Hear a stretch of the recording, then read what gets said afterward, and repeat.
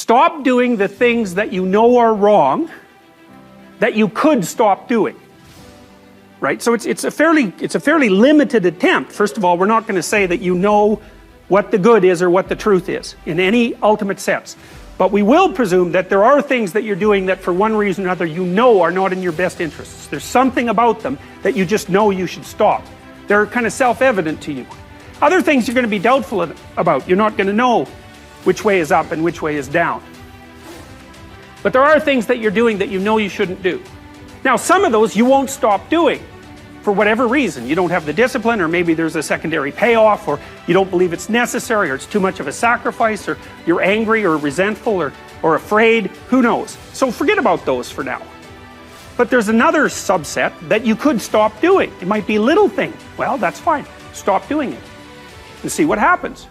And what'll happen is your vision will clear a little bit. And then something else will pop up in your field of apprehension that you will also know you should stop doing, and that you could stop doing, because you strengthened yourself a bit by stopping doing the particular stupid thing that you were doing before. That just puts you together a little bit more.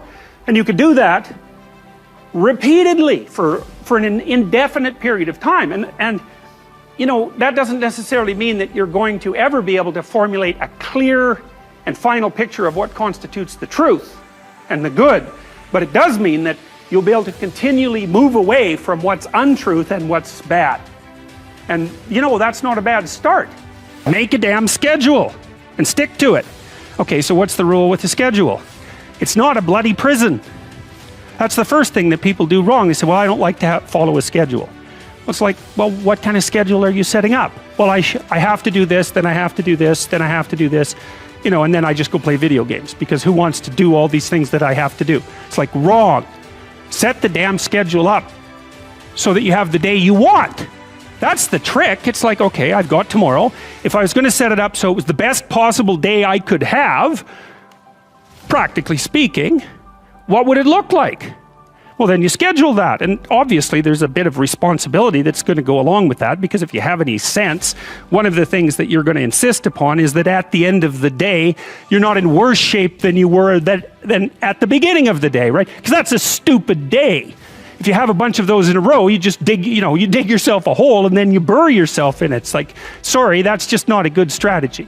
It's a bad strategy. So maybe 20% of your day has to be responsibility and obligation, or maybe it's more than that, depending on how far behind you are. But even that, you can ask yourself, okay, well, I've got these responsibilities. I have to schedule the damn things in. What's the right ratio of responsibility to reward? And you can ask yourself that, just like you'd negotiate with someone who is working for you. It's like, okay, you got to work tomorrow. Okay, so I want you to work tomorrow. And you might say, okay, well, what are you going to do for me that makes it likely that I'll work for you? Well, you could ask yourself that, you know. So maybe you do an hour of responsibility and then you play a video game for 15 minutes. I don't know, whatever turns your crank, man. But, you know, you have to negotiate with yourself and not tyrannize yourself. Like you're negotiating with someone that you care for, that you would like to be productive and have a good life. And that's how you make the schedule. It's like, and then you look at the day and you think, well, if I had that day, that'd be good. Great. You know, and you're useless and horrible, so you'll probably only hit it with about 70% accuracy, but that beats the hell out of 0, right? And if you hit it even with 50% accuracy, another rule is, well, aim for 51% the next week, or 50.5% for God's sake, or because you're going to hit that position where things start to loop back positively and spiral you upward. Sometimes, you know, I can't sleep at night because I'm thinking about something, and usually what I'll do is go write it down. I have some writing to do, so I get up and I go write down what I'm thinking, and that usually does the trick. But because I had been playing with YouTube, I thought, well, I'll try making a YouTube video and telling people what I'm thinking about, and see if that performs the same function as writing. And to me, the function of writing, well, it's twofold. One is conceivably to communicate with people, although the fundamental purpose for me is to clarify my thoughts so that I know to, you know, because if something is disturbing you, what that means is that it needs to be articulated, it's the emergence of unexplored territory, something that disturbs you. That's the right way to think about it. It's unmapped territory that's manifesting itself. It's like a vista of threat and possibility, and you need to articulate a path through it. And so that's what I was doing. It's like I was thinking, well, this is bothering me, and this seems to be why, and here's what I think is going on, and so I made the videos, and in some sense I didn't think anything more of it. You don't have to necessarily have done anything wrong for things to get completely out of control. It's a terrifying doctrine, but it's not a hopeless doctrine, because it still says that there's a way forward, there's a pathway forward, and the pathway forward is to adopt a mode of being that has some nobility, so that you can tolerate yourself and perhaps even have some respect for yourself as someone who's capable of standing up in the face of that terrible vulnerability and suffering, and that the pathway forward, as far as the existentialists are concerned, is by, well, certainly by the avoidance of deceit, particularly in language, but also by the adoption of responsibility for the conditions of existence and some attempt on your part to actually rectify them. And the thing that's so interesting about that is, well, two, as far as I'm concerned, and some of this is from clinical experience, you know, if you take people, and I've told you this, and you expose them voluntarily to things that they are avoiding and are afraid of, you know, that they know they need to overcome in order to meet their goals, their self-defined goals. If you can teach people to stand up in the face of the things they're afraid of, they get stronger. And you don't know what the upper limits to that are, because you might ask yourself, like, if for 10 years, if you didn't avoid doing what you knew you needed to do, by your own definitions, right, within the value structure that you've created, to the degree that you've done that, what would you be like? Well, you know, there are remarkable people who come into the world from time to time, and there are people who do find out over decades-long periods what they could be like if they were who they were, if they spoke their being forward. And they get stronger and stronger and stronger, and we don't know the limits to that. We do not know the limits to that. And so you could say, well, in part, perhaps the reason that you're suffering unbearably can be left at your feet, because you're not everything you could be, and you know it. And of course, that's a terrible thing to admit, and it's a terrible thing to consider, but there's real promise in it, right? Because it means that perhaps there's another way that you could look at the world, and another way that you could act in the world, so what it would reflect back to you would be much better than what it reflects back to you now. My experience is with people that we're probably running at about 51% of our capacity. I mean, you can think about this yourselves. I often ask undergraduates how many hours a day you waste, or how many hours a week you waste, and the classic answer is something like 4 to 6 hours a day. You know, inefficient studying, watching things on YouTube that not only do you not want to watch, that you don't even care about, that make you feel horrible about watching after you're done. That's probably 4 hours right there. You know, you think, well, that's 25 hours a week, it's 100 hours a month, that's 2.5 full work weeks, it's half a year of work weeks per year. And if your time is worth $20 an hour, which is a radical underestimate, it's probably more like 50 if you think about it in terms of deferred wages.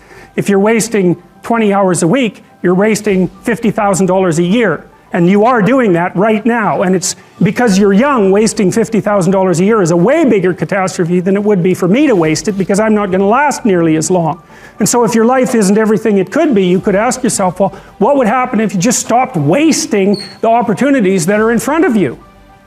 You'd be who knows how much more efficient, 10 times more efficient, 20 times more efficient. That's the Pareto distribution. You have no idea how efficient people get. It's off the charts. Well, and if we all got our act together collectively and stopped making things worse, because that's another thing people do all the time, not only do they not do what they should to make things better, they actively attempt to make things worse because they're spiteful or resentful or arrogant or deceitful or homicidal or genocidal, or all of those things all bundled together in an absolutely pathological package. If people stopped really, really trying just to make things worse, we have no idea how much better they would get just because of that. So there's this weird dynamic that's part of the existential system of ideas between human vulnerability, social judgment, both of which are major causes of suffering, and the failure of individuals to adopt the responsibility that they know they should adopt. It isn't merely that your fate depends on whether or not you get your act together and to what degree you decide that you're going to live out your own genuine being. It isn't only your fate, it's the fate of everyone that you're networked with.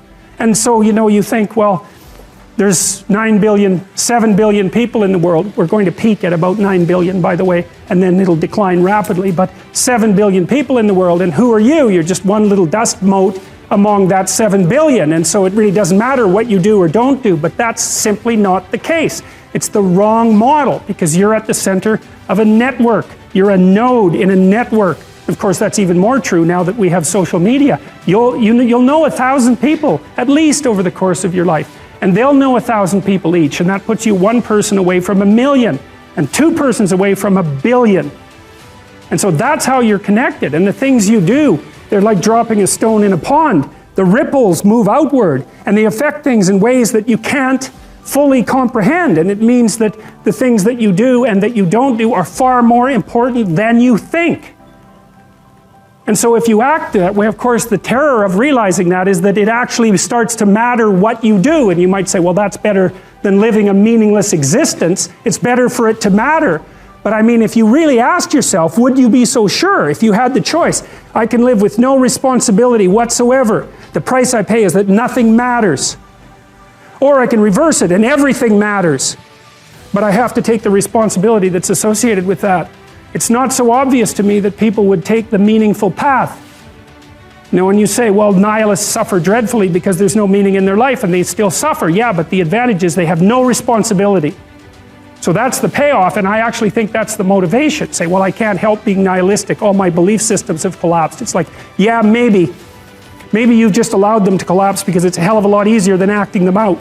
And the price you pay is some meaningless suffering, but you can always whine about that and people will feel sorry for you, and you have the option of taking the pathway of the martyr, so that's a pretty good deal, all things considered, especially when the alternative is to bear your burden properly and to live forthrightly in the world. Well, what Solzhenitsyn figured out, and so many people in the 20th century, it's not just him, even though he's the best example, is that if you live a pathological life, you pathologize your society. And if enough people do that, then it's hell. Really, really. And you can read the Gulag Archipelago if you have the fortitude to do that, and you'll see exactly what hell is like. And then you can decide if that's a place you'd like to visit, or even more importantly, if it's a place you'd like to visit and take all your family and friends. Because that's what happened in the 20th century.